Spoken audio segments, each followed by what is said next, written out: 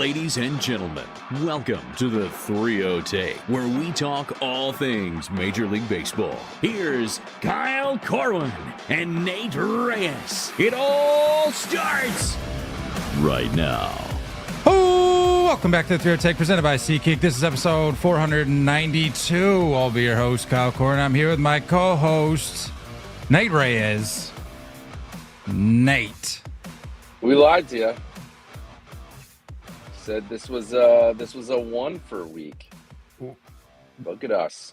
We were always going to have 2 episodes this week. That it was inevitable. There was always going to be a signing right after our recording too. And a big one. We're not talking like no.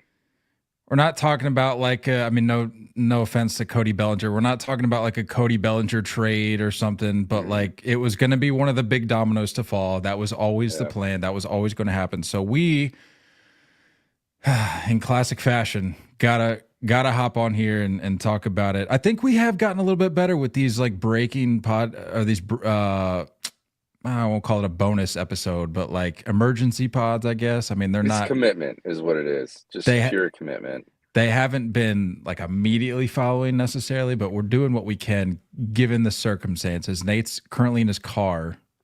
Parked outside of work. This forewarning, I don't know how I sound. I think I sound good to you. I'm on an AirPod, and I know we have like, oddly enough, there's a little airport next to my house. Sure enough, there's an airport right next to work as well.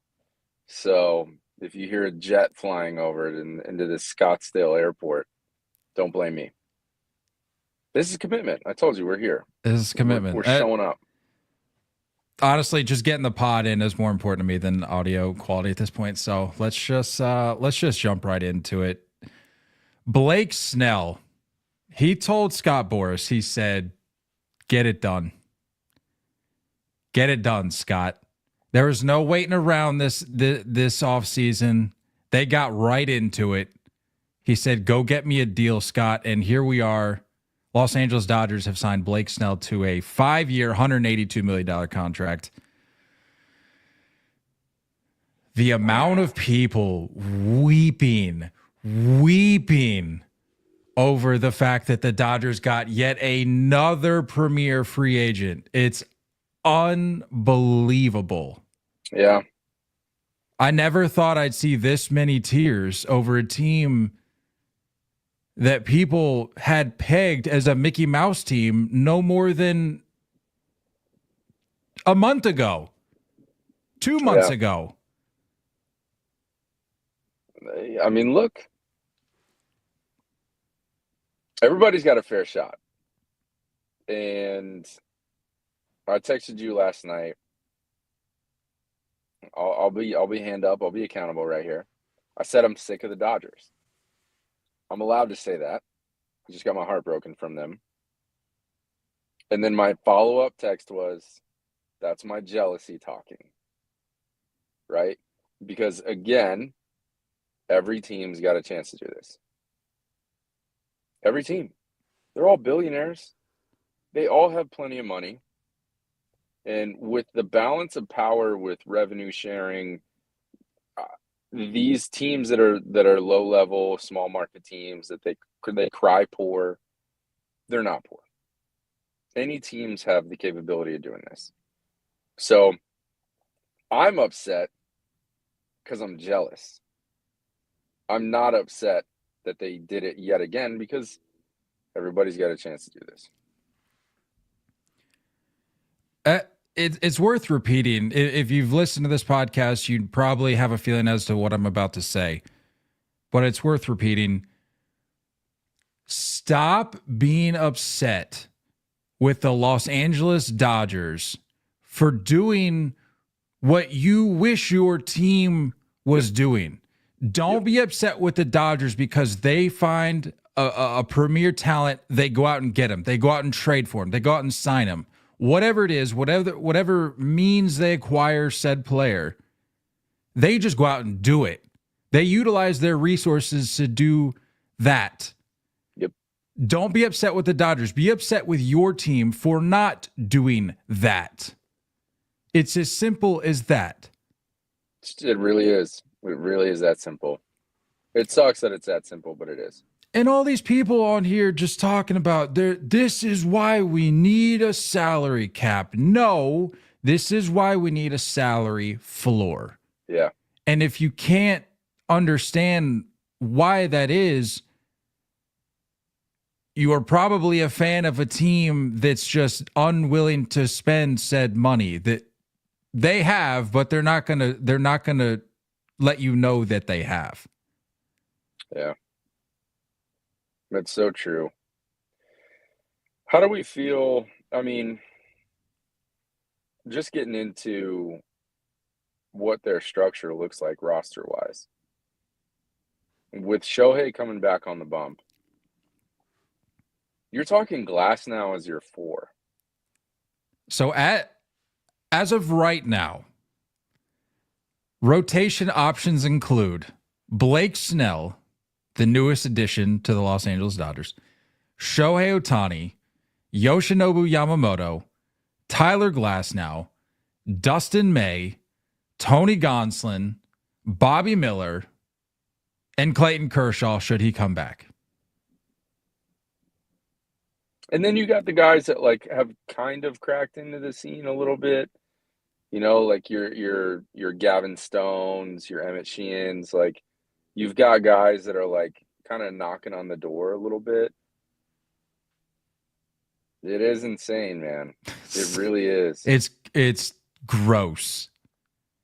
It's gross. But honestly, I'm at a point, I had this thought today. I'm like, you know what? I hope the Dodgers go out and sign a couple more premier free agents just to rub it in to the rest of baseball fans. And I'm not a Dodgers fan, but at this rate, I just want them to go do it so people can finally understand that, like, oh, you mean all we have to do to acquire these players is spend money? Yeah. That's all we have to do. Then maybe we should, maybe our front office should, or our ownership should entertain that as an option, because it looks like that's what the Dodgers are doing. So let's give that a try. See if it works. Yeah. I mean, oh, the tears. I can't handle the tears. This is, I mean, look, like they're chasing dynasty, and I can appreciate it. Like you have so many teams that when they win a World Series, and you can go across sports, when they win a championship, they kind of just, I won't say punt, but it's like releasing the air pressure a little bit. You know what I mean? It's letting some pressure off the top and saying, we just bought ourselves 5, 7, 10 years before the conversation starts to build up the pressure again, right? And I can appreciate a team and an organization doubling down and saying, let's just go make this a dynasty. Let's go get it another one. Let's get for this decade, you know, like, and if that's what they're chasing, power to them. Props. And it looks like they will, because when you talk about the core, not only are all these guys sitting smack dab in the middle of their prime, they're sitting smack dab in the middle or the beginning of their contracts. I don't think they're having to worry about anyone leaving anytime soon. And then it allows you to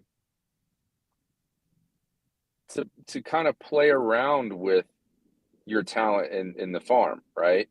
Play around with, okay, you know, do we give some guys a chance at certain positions? Second base is one of those spots. Left field is one of those spots for them. You know, like, what can we do?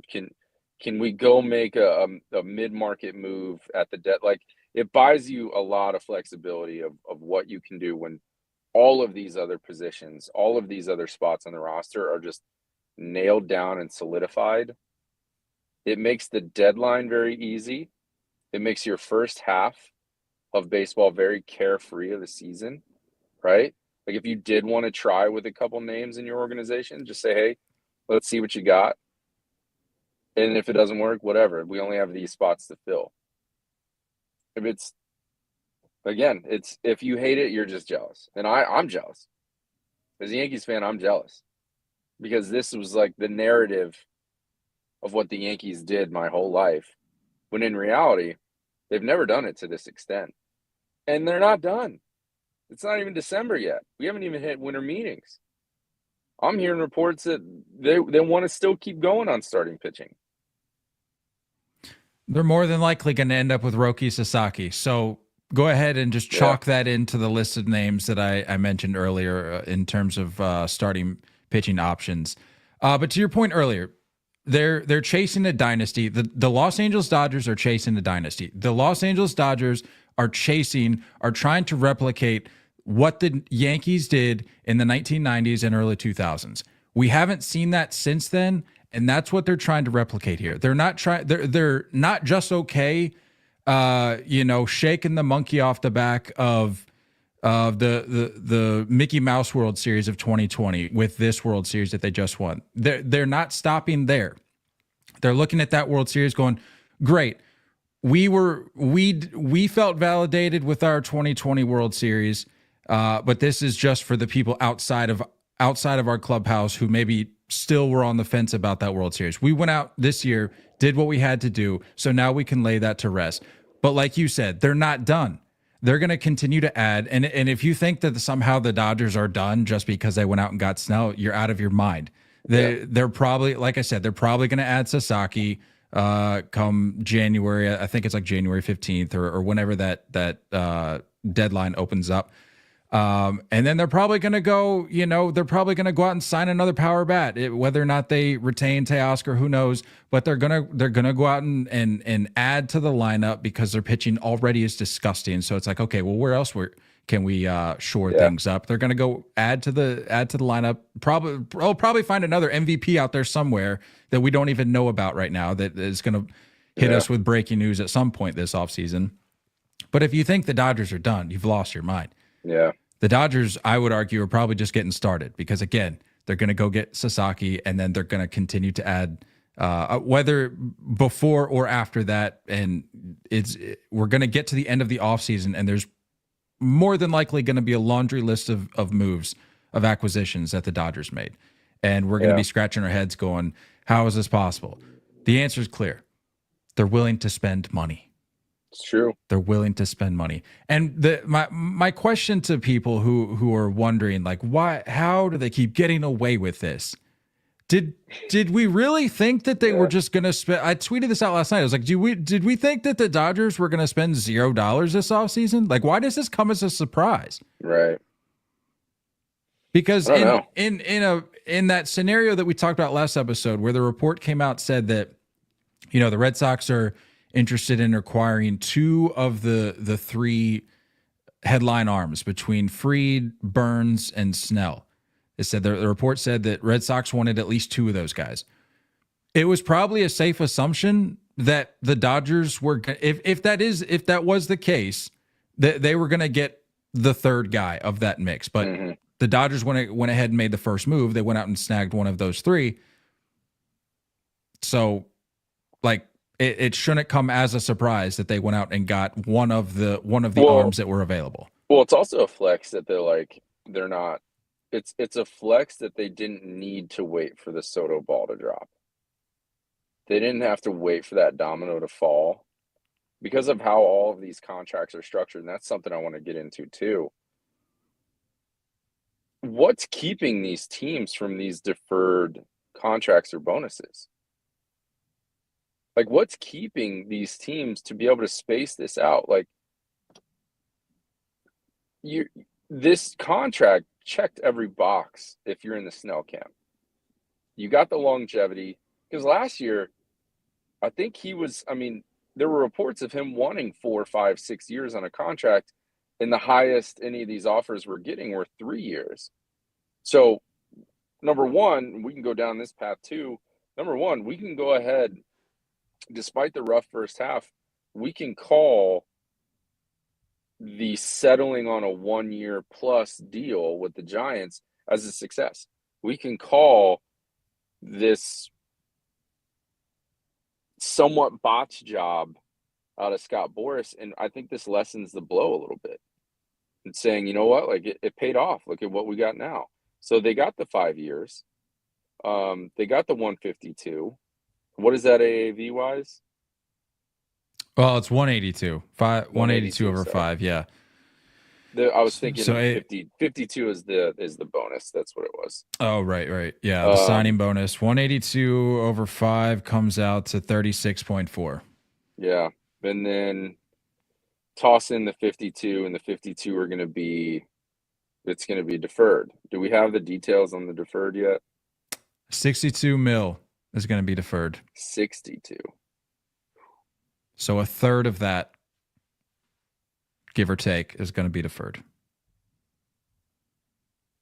So is it just being categorized as a signing bonus? When it's deferred? The deal itself, looking at sort of what we know, or at least the last I've seen, includes no opt-outs, 62 mil of deferred money, and a $52 million signing bonus. So it's all of it. And the signing bonuses do not count towards salary. That would be my understanding. I feel like other teams are capable of doing this, and they're not doing it. And it just makes you wonder why. It's yet another style of handling contracts. It's creative. Another creative angle at handling contracts that we're seeing in Major League Baseball. You look back to what the Braves were doing a handful of years ago, where they're signing these guys when they're like 9 years old. They're saying, "Hey, we're going to give you life-changing money.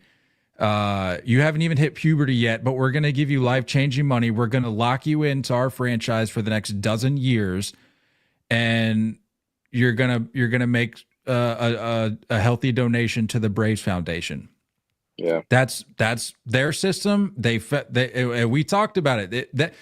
What the Braves did then, and what I'm sure they're still trying to do now, that was the first taste of like, how do they keep getting away with this? Because if you remember, those contracts at the time, well, I mean, looking back, they still are, but they're criminal, given the talent, given the amount of money that you're assigning to said talent. But now this seems to be the new wave of like deferrals and signing bonuses and just creative ways of locking guys in, locking in premier talent, but also keeping yourself away from the tippy top of the payroll across the league. Because if you look back at 2024, people can sit there and say, Yamamoto, Ohtani, Betts, Freeman, all that. I think they were fifth or sixth in all of baseball. Yeah. In payroll. So it's like you're staying away from the tippy top. So if you want to complain about payroll, maybe look to some other teams around the league who are actually abusing said payroll. I don't know. Well, my advice to other teams, because obviously they listen to me and reach out for my advice all the time. Naturally. Is to get this deferred money stuff in while you can. Get it in while you can. I think this is going to be addressed in the next CBA. Whether it's some type of limitation on the number of guys you can do this with on each team, something like that. I could see there's some type of, because this right now is very much a loophole. I can get you your money, but we're going to space it out and you're going to retire handsomely. So I think, then not to mention what it does, flexibility wise for your current team. It gives them a lot of wiggle room to go make other moves and to secure that. And look, like that's a part of the conversation now. And I'm just curious to see how many other teams do it. And there's certain names that I don't see Soto doing this. I don't see him. I think he wants it now. I think he wants it up front. I think Boris wants it up front. But Soto might be the last of the 500 plus million. He's going to go north of 6, I think, but it's probably the last of that breed. because I think this is the way contracts are going to start to be structured if there isn't some type of limitation. I think you and I have both maintained that Soto is not going to entertain the slightest hint of deferred money. The only situation or scenario in which I could see Juan Soto doing that would be is if you just grow like Steve Cohen situation. If this bidding war heats up even more so than it already is, because we as of right now we know that there's I think 5 offers on the table, and there's already been reports that bids have been already been increased by those 5 teams. The only scenario, as I was saying, that I see Soto even entertaining the concept of deferred money is if this bidding war just gets out of hand. And then a guy like Steve Cohen comes in and says, I'm going to offer you the most asinine contract that anybody could possibly expect this offseason. Plus the deferred. Plus deferred money. Yeah. And I wouldn't put it past somebody like that. I really wouldn't. But I think I would venture to say that Soto's going to want that up front, and so if that's what's being discussed from his camp in these negotiations, you're probably going to be closer to like the 600 million number total, and then total, and then have it predominantly up front. That's the only way I see that playing out. Yeah. Contract wise, I mean, how do you think this? What does this do for Burns and Fried? I mean, I feel like we just talked about this last episode or touched on it, but what was Snell projected to get? Burns is projected 7 years, 200. Snell was projected 160, so right on the money. Well, 182. Remember, not 52, 82. Yeah. Well, I mean, within a couple million each year, I think that's pretty right on the money. Well, I mean, that's what 22 million. But I mean, I don't know. I feel like this is a hefty deal for Snell. I feel like this is gonna. I don't know. I think the fact that he came off the board this early, and we talked about this. Like you and I had speculated that, or we had anticipated that there was going to be a deal going down, like, or maybe multiple before Christmas, and this happened. This goes down a day or two before Thanksgiving. Yeah. So I wonder, because of the swift nature of this transaction with Boris, I wonder if that expedites the process for some of these other guys. We talked about some of these teams having to pivot. If you're in on a guy like Blake Snell, we know that the Orioles, the Red Sox, and I want to say the Giants were also in, reportedly. So you just wonder like how quickly those teams are pivoting, because you would venture to say that the teams that are in on a guy like Snell are also in, and we've heard reports of teams like the Red Sox in on Snell, also in on these other guys. So it's gonna quickly determine, I would imagine, or it's gonna influence, I should say, where these guys end up and how quickly, because I don't think a lot of people were anticipating this going down this quickly. Yeah. I mean, it also does make you think that a lot of those like mid-level guys, you know, like a Jack Flaherty, that are probably going to have their trigger pulled a little bit quicker. You know, if Fried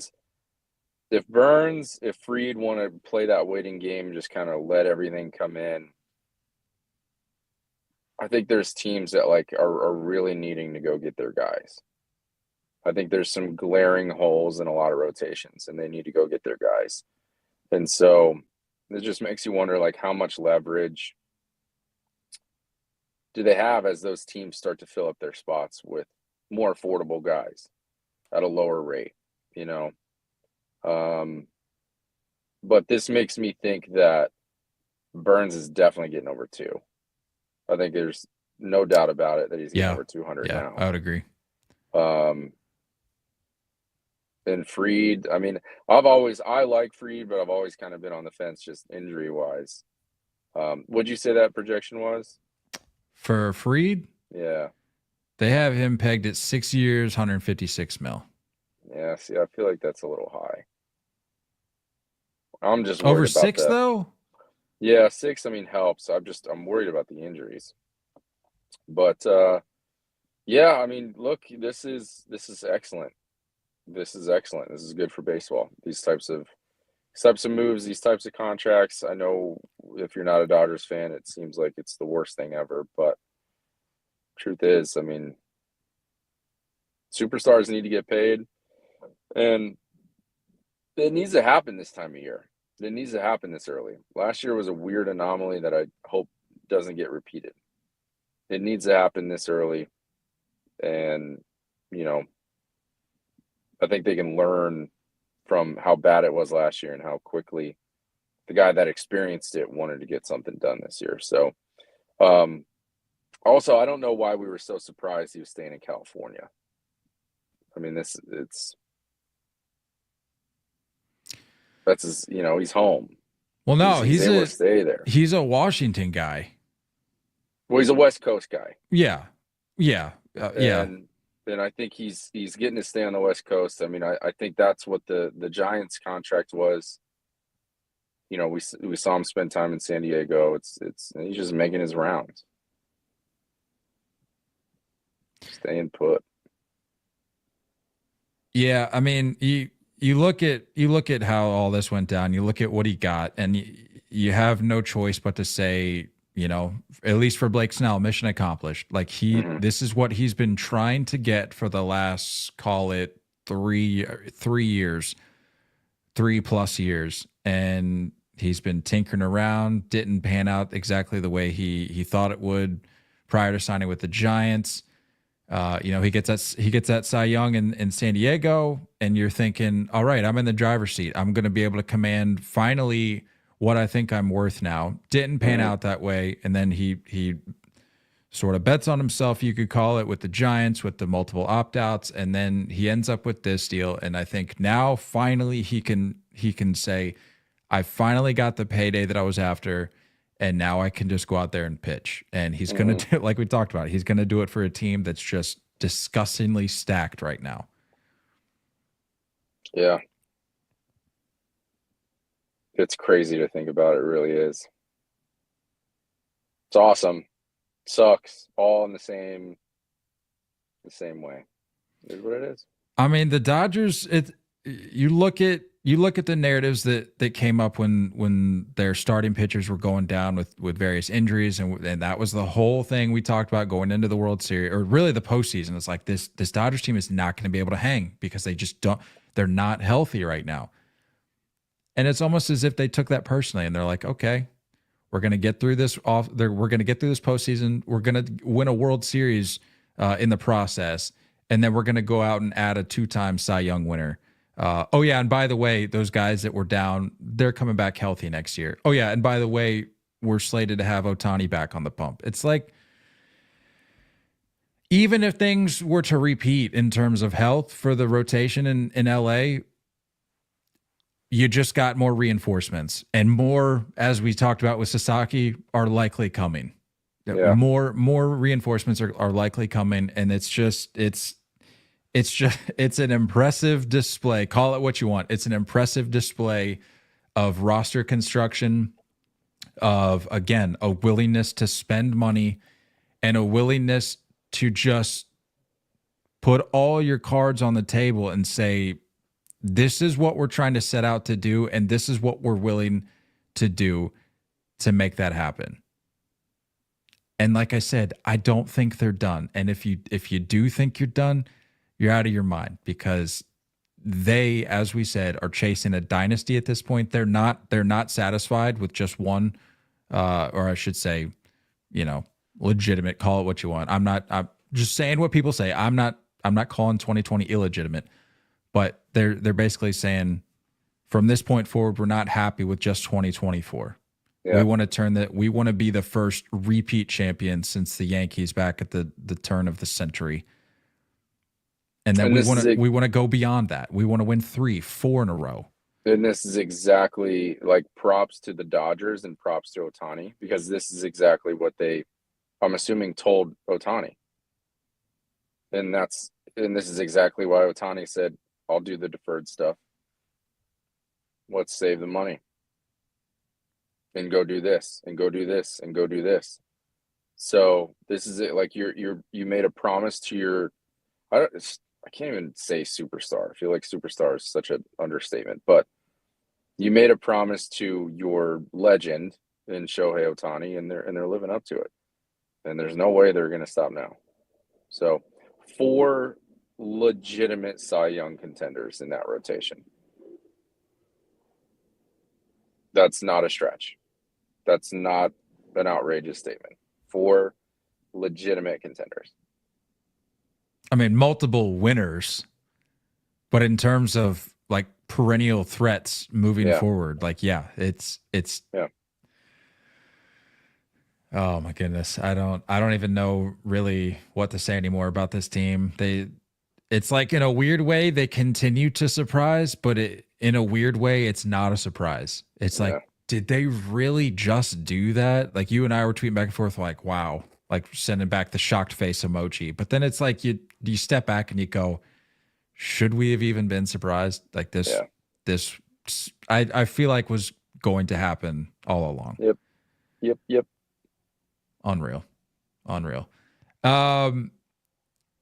Last thing here before we hop off this emergency pod here, we sort of touched on it already, but as we alluded to, I think at the end of last episode, this is Juan Soto offer week. And as I mentioned earlier, I think I'm reading week 1. Have you been reading that? I'm reading that this is like there's multiple layers. Oh yeah. This is like, let's weed out the pretenders this week, and then next week is like the legit guys. Yeah, we are just getting started, I would imagine, because you have to keep in mind the winter meetings are I think like the second week in December, like the 9th through the 12th, I think. 12th, yeah. So you have to imagine that, and I saw people talking about how, Boris is going to want to get down there and just put his golden boy up. I mean, not that he isn't already center stage right now in the baseball world, but he's going to want to make that the absolute main attraction. Yeah. And he's going to want to ramp this bidding war up even more so than it already is. But like I said, currently has reportedly 5 offers from teams, including the Red Sox, Dodgers, Mets, Yankees, and Blue Jays.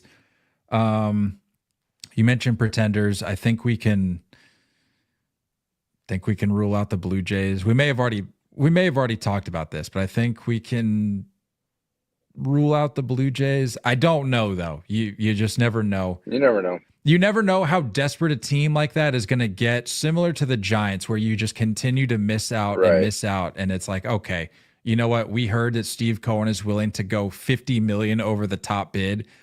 Let's blow the lid off this thing and we'll offer 65. Like, I don't know. I just don't know what the Blue Jays are, or how far they're willing to go.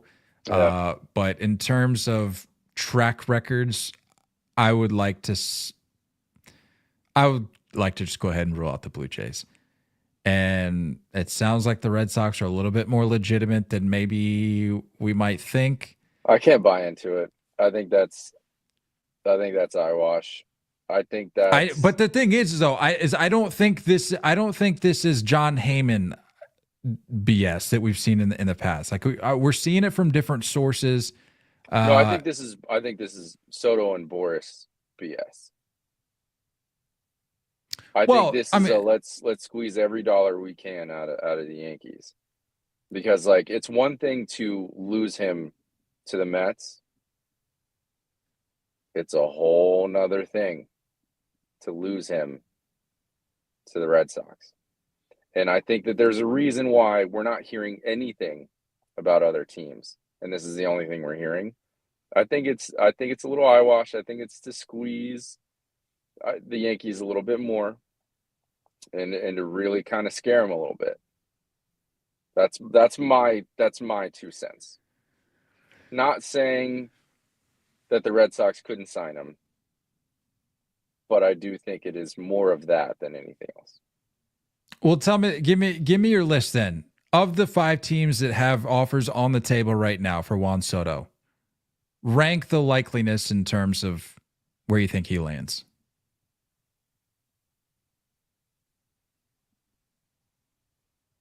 I'd say Mets number 1, Yankees number 2.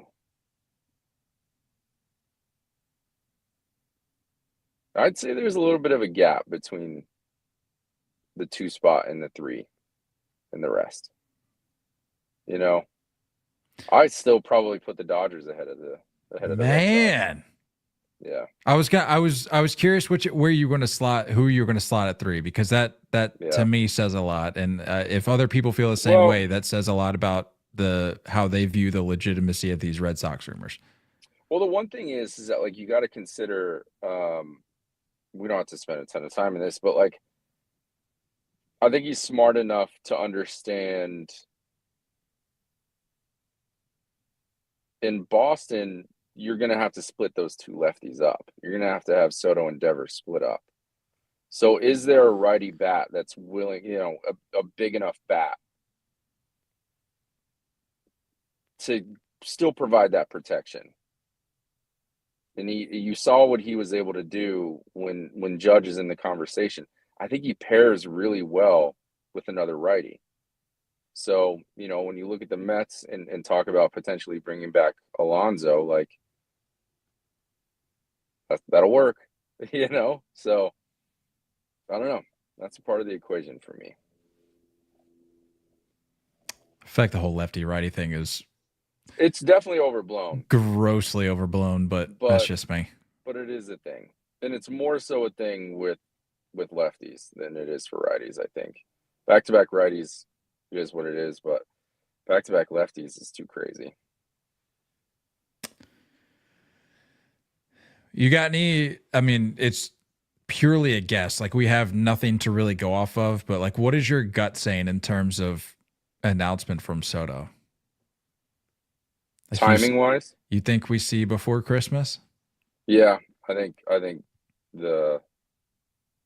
you're right. I think it's the winter meetings week.